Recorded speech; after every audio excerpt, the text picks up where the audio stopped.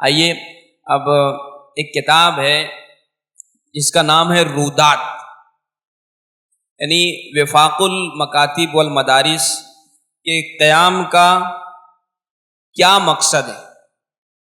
اور پچھلے دنوں وفاق المکاتب کے زیر اہتمام معلمین کا جو ورکشاپ ہوا، اس کی پوری رودات، اس کے مقالہ جات، اور اسی طریقے سے وفاق کے آئندہ کے عزائم کیا ہیں، اس پر مشتمل، اور ہمارے جو اکابرین ہیں بدور خاص حضرت مولانا محمد ادریس صاحب اور مفتی حامد ظفر صاحب، مولانا نعیم ظفر صاحب، ان کے تاثرات ہے اس کے اندر، وہ اس پر مشتمل ایک کتاب ہے جس کا نام رودات، اس کا اجرا ہونا ہے۔ میں ہمارے صدر علی قدر حضرت مولانا محمد ادریس ثقیل ملی اور اس طریقے سے حضرت مولانا سے گزارش کروں گا کہ آپ اپنے دست مبارک سے اس کتاب کا اجرا فرمائیں۔ ہمارے جتنے بھی اکابرین ہیں سبوں کی خدمت میں پیش کیا جا رہا ہے۔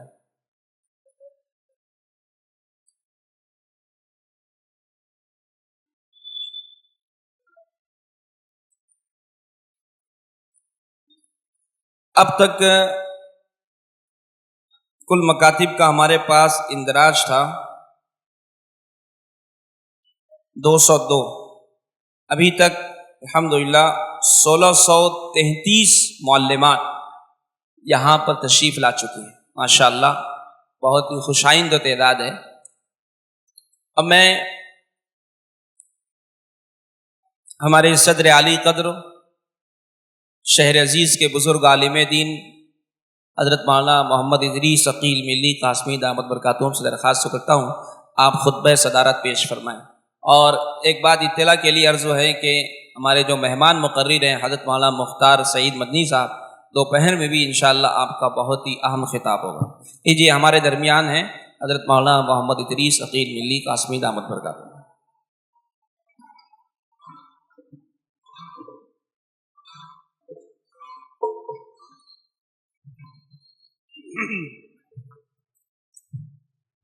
بسم اللہ الرحمن الرحیم، نحمدہ ونصلی علی رسولہ الکریم۔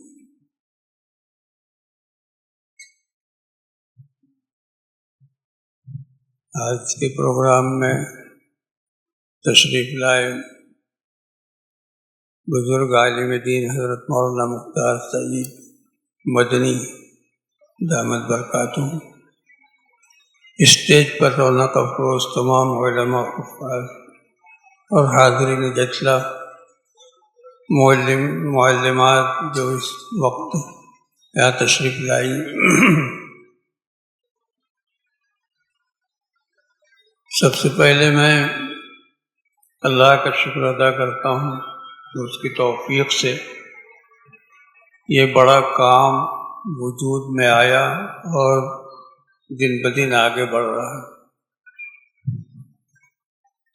میں تو یہ سمجھتا ہوں کہ پچھلا جو معلمین کا ورکشاپ ہوا تھا وہ بھی، اور آج کا یہ معلمات مکاتب کا ورکشاپ، یہ بھی مالیگاؤں کی تاریخ میں ایک اہم نمایاں موڑ ہے، جس کی وجہ سے مدارس مکاتب قدم کے ذریعے دینی تعلیم کے اندر اچھے نتائج دیکھنے کو ملیں گے۔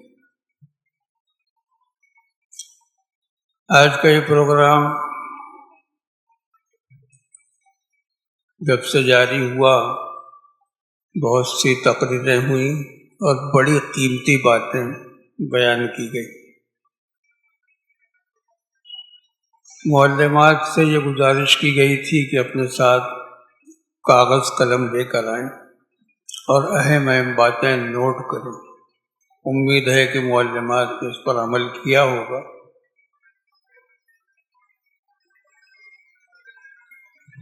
پروگرام ہو جائے گا، تھوڑی سی گونج ہمارے دماغ میں رہے گی، یادداشت میں رہے گی، اس کے بعد بھول جائیں گے، لیکن لکھا ہوا رہے گا تو تاثیر ہمارے پاس، وہ ہمیں اس پروگرام کی یاد دلاتا رہے گا، اس کی افادیت بتاتا رہے گا۔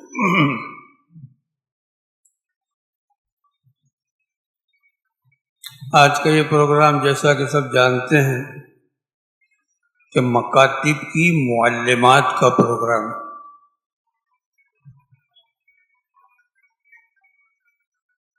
مدارس کی معلمات کا نہیں، اور اسی ترتیب سے معلمات آئی بھی ہیں۔ میں یہ کہنا چاہتا ہوں کہ مکاتب میں وقت بہت کم ہوتا ہے۔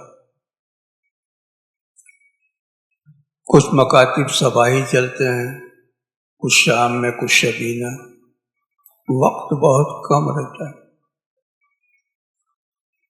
اس میں مضامین بھی زیادہ نہیں ہوتے، مدارس کے نصاب کی طرح مکاتب میں مضامین بھی زیادہ نہیں ہوتے، بس ایک دو مضمون رہتا ہے، کچھ دینیات کا ہے اور کچھ ناظر قرآن مجید، کچھ حفظ، اس سے زیادہ مضامین نہیں ہوتے۔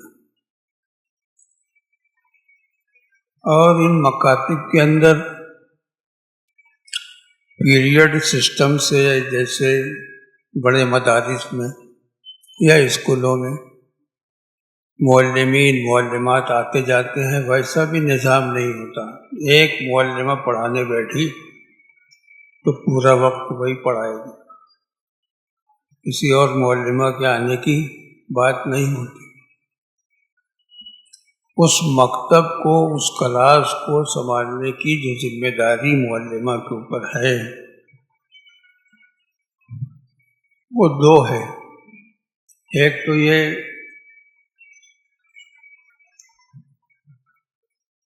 کہ وہ مضامین پڑھائیں اور مضامین کو اپنی طالبات اور طلبہ کے ذہن نشین کرائیں جو اس وقت کے مضامین ہیں، اور دوسرا یہ کہ ان کی دینی تربیت کریں، ان کے اندر ایسا شعور بیدار کریں کہ وہ دینی تعلیم حاصل کریں اور آگے چل کے ایک اچھی مسلمان بن کر زندگی گزارنے والے۔ چند باتیں میں یہ کہنا چاہتا ہوں کہ معلمہ کو چاہیے کہ وہ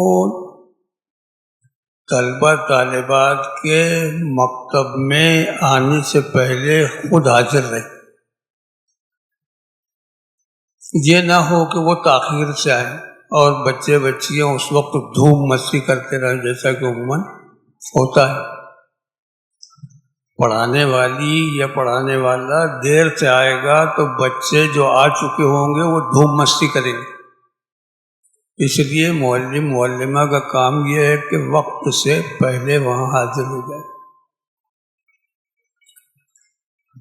کل ہی میں ہمارا بچیوں کا مدرسہ ہے، مدرسہ ریاض القانتات، اس میں معلمات کا رجسٹر دیکھ رہا تھا، حاضری کا رجسٹر۔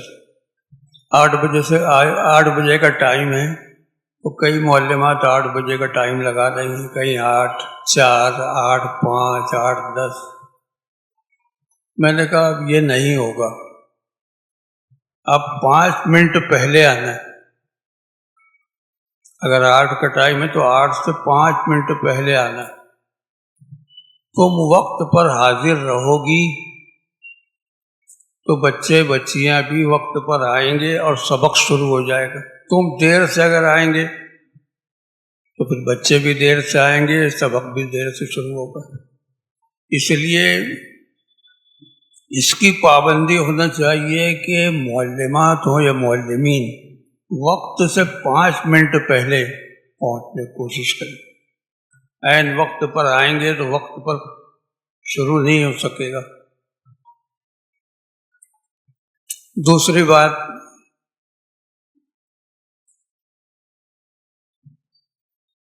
طلبہ اور طالبات کو مضمون تو پڑھائیں جو اس وقت کا مضمون ہے، لیکن یہ اچھی طرح ذہن میں رکھیں کہ یہ طلبہ اور طالبات مکتب کے ہیں، مدرسے کے نہیں۔ ان کے اندر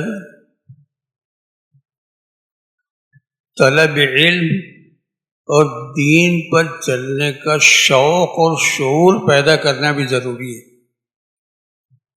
یعنی کچھ وقت ایسا دیں کہ ان کو قریب کر کے کچھ اچھے واقعات بتائیں، اچھی باتیں بتائیں جو اس وقت کے مضمون سے ہٹ کر ہو. وہ قریب آئیں تو پھر سیکھنے، سمجھنے، پڑھنے کے لیے تیار ہوں گے. باشعور بچے بچیاں مدرسوں میں جاتے ہیں، یہ مکتب والے بے شعور ہیں.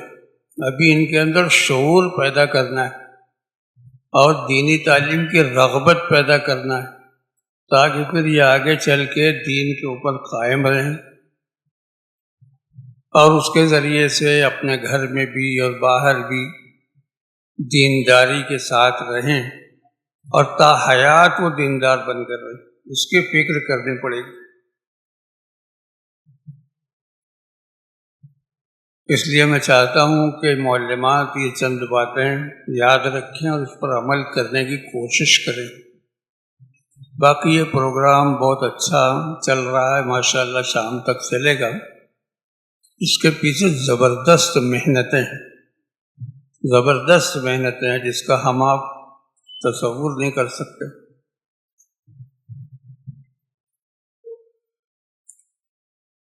ہمارے عزیز مولانا محمد عمرین محفوظ رحمانی صاحب، اللہ ان کو اچھا رکھے، صحت و عافیت سے رکھے.